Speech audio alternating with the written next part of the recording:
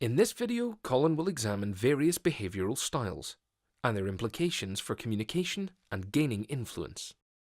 So far in the influence process, we've been going through a lot of the other different stages, which is about preparing for the action. And we're now getting, okay, you've come up with a plan, you know who you want to engage with. The next key part is that fifth stage, which is engaging with these stakeholders. And there's a number of different things that you need to be aware of when you're going into this. Number one is there's a lot of different tactics that you can use and different approaches. But number two, and perhaps the most important thing, it's not what you do, it's the way that you do it.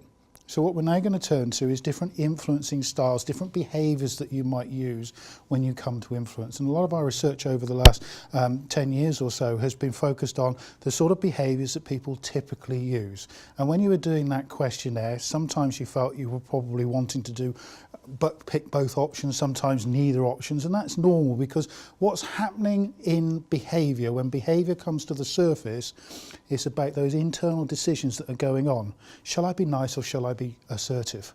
Might be a challenge that you would have subconsciously when you're engaging with a particular stakeholder. And what happens is we tend to do what works for us. And this is really personality development, and it starts in the playground or even before the playground, and we start to do things, oh, that worked, okay, let's do it again. Oh, it still worked. And so we start to diverge from everybody else to come up with our own unique way of doing things. And the whole point of that questionnaire, and you don't need the questionnaire to be able to get some benefit out of this because it's partly about the structure, is that it comes out with what you prefer to do. Now I'm going to ask you to do a little exercise just to try this in a moment, because we've got our preferred way of doing it, and then we've got a way that we can do it. And the way that we can do it is a lot more varied than the way we prefer to do it. And just to illustrate the difference between these two types, could I just ask you to very quickly fold your arms? You may have done this before, but it is very illustrative. Now can you fold them the other way? Okay, and judging by the smiles, okay, now relax. It's not an arm folding course at all. But what that does is the first way was the automatic behaviour. That's what you will do when you're under pressure, when you're really up against the wall and you really need to actually act fast and talk fast. You'll use these styles, these different influencing behaviours automatically, and that will be the way. But you can, with enough effort, with enough foresight, fold your arms the other way. I have noticed some people who actually do this. And they go actually back to the same way without realising it. That's how entrenched we can be in some of these behaviours. So what I'm going to do now is to start to illustrate the different types of behaviours, and there are four key areas. And what we notice with people, and this is partly what the questionnaire does, is it tries to find which of these four dimensions of behaviour you are preferring at the expense of the others, because you can't have all of them. And what we're looking at is a degree of difference between these different dimensions. And what I'm going to do is describe to you and give you some illustrations as to what these behaviours actually mean in practice as you look around the organisation, as you look at the colleagues and the stakeholders, because the most important thing that this whole topic introduces is, if this is the way I prefer it and that's the way they prefer it, what's the difference? And where there is difference in personality, there is potentially distraction in the communication. Right, so you're not having as effective a communication as you could otherwise. If you're both folding your arms in the same way, I mean, that's a bit of a silly example, but just go with it, then you're probably going to get down to business a lot quicker. All right, and as I go through it, you'll start to see it, and the exercises that follow will really demonstrate that. Because if you're aware of the structure of behaviour, you can then make those conscious decisions which way you do to get more effective influence when you engage with the stakeholders. So the different dimensions of behaviour that we've got there, and we'll have a bit of fun as we're doing this as well. Number one is determination. And this class of behaviours that's embedded within the questionnaire, people who favour these, they really know what they want to achieve. They know what they're going to achieve this year, this quarter, this month, this moment. They certainly know what you're going to do and when, right? They're probably quite pointy fingers, so they walk quite quickly. They're very assertive. They know where they're going. They're like a man on a mission. They know where they're going. They've got their direction, and they're going to go fast. One of the downsides to it, and there's always downsides to both ends of these, is that they may be a little bit blinkered. They may not take challenge too well. So there could be some problems, but they will certainly get things done, and they'll be very confident and sure about where they're going. At the other end, you've got the people who are preferring to avoid these determined type behaviours, and they're quite relaxed and easygoing, chilled out. Sometimes they may be so relaxed they're horizontal. You know, maybe people don't think they're cared, but they're having a good time. And that's really good when there's a lot of dispute in an organisation, because they're quite good at considering, because they're not driving their own opinion or their own view through. Okay, so they're quite good generally at listening. They look quite relaxed, so they calm everybody down, and that's some good sides. But getting things done may be a little bit more of a challenge, all right, because they're preferring to use some of the other dimensions. So that's the determinant. And everybody has got an element of this, and sometimes you can snap. And sometimes you might be nice and chilled out and relaxed until something happens, and then, whoa, you'll go right off the other end of the scale. That's naturally the way things have. But we will have our own base on this position, and we'll look at where your base is a little bit later on this afternoon. The next type of behaviour is tact and diplomacy. At its heart, this is about sensitivity to other people's world. It usually means people care. So people who favour this are usually very approachable, very good listeners, very good at asking those open questions, getting people to open out and to share everything that's going on in their lives. Okay? They're really good at hearing. And they'll be processing it. They'll be listening to it. They'll be thinking, okay, hence the diplomacy. So diplomats are really, really good and really favour this type of behaviour because they get all of these inputs coming in, then they know where everybody stands, and then eventually they make a decision. And they have this sneaky way of actually saying, using the right word at the right time for the right effect, eventually. But they'll have to get lots of information coming in before they make that decision. But it will usually be quite a harmonious response that they'll get. Everybody will be agreeing. Of course, that's what we've got to do, which is great. Just takes a little bit of time. At the other end of the spectrum on this one, people who are avoiding the tact and diplomacy, they like to think they're nice and direct and people know where they stand. Okay? They will be, very forthright, very direct. It's almost like a, forgive me for saying this, but an Alan Sugar moment where you know exactly where you stand when you're in front of these because they'll tell you. Right? The downside is that they don't tend to be very sensitive about how they're going to upset people.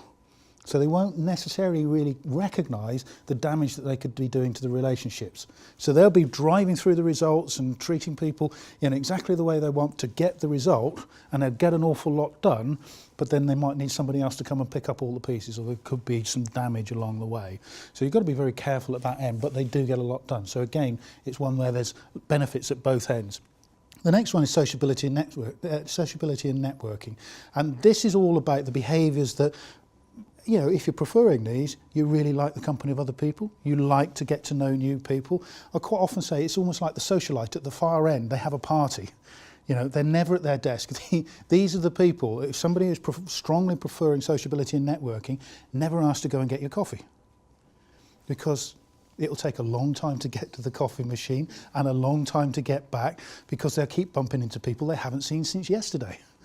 Okay, and so this is their nature because they're into the social fabric of the organisation. They want to know what's going on, what people were doing at the weekend, and they want these friendships, and they trade on these friendships to actually get their intelligence about what's going on, which is great. You absolutely have to have that. But when do they ever do any work? Is quite often the question gets asked because they're never at their desk. They're always out there socialising, and surely we've got to get some things done, which comes to the benefit of being at the other end of this and preferring to avoid. It's not that they haven't got friends, but it might appear that way because they're perhaps a little bit more introverted, more task orientated. This is what we've got to go and learn. Let's just get done. Why do you want to know about the weekend? And we'll keep all of that out of the way. They can concentrate on a spreadsheet for hours on end without any interruption, and they don't like the interruption.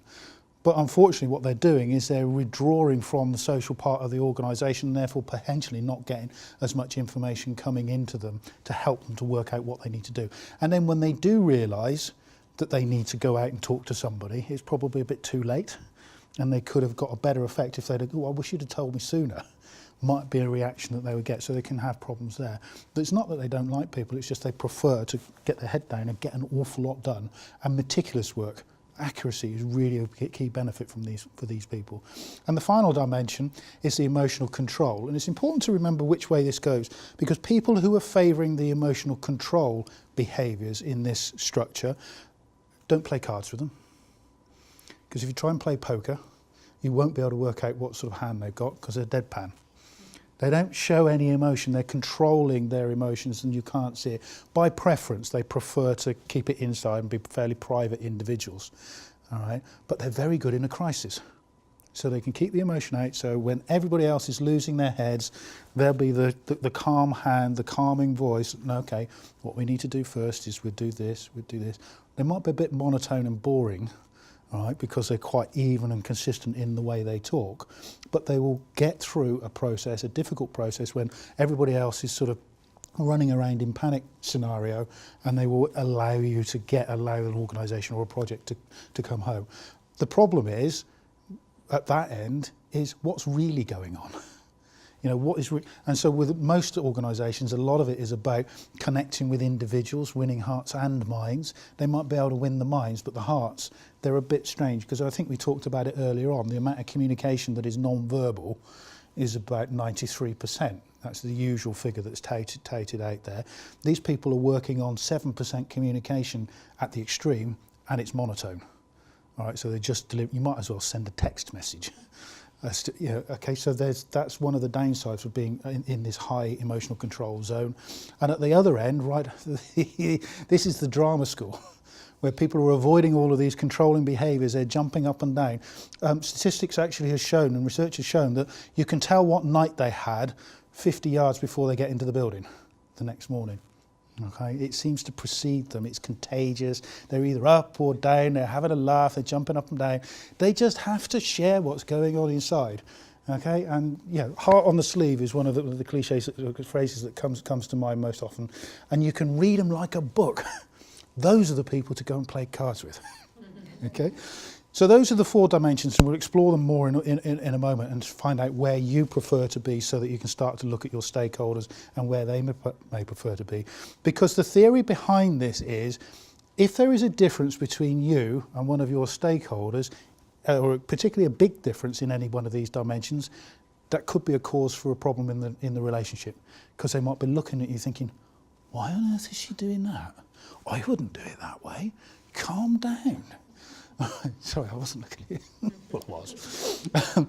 And so that dialogue that is going on, and if you are aware and can understand and spot these styles out in your stakeholder community, you can start to make some decisions about, okay, I'm going to adapt my approach to that individual. And it may just be the order in which you open a conversation. Do you start talking about the sport or the latest game or what happened on the TV last night, or do you start with work? And just adapting that order can completely open out a relationship and get you talking in a lot more effective way. And that's the benefit. There are no rights or wrongs here. It's just about the way you are, the way you prefer to be, and the way other people prefer to be, and potentially taking a choice to close that gap a little bit.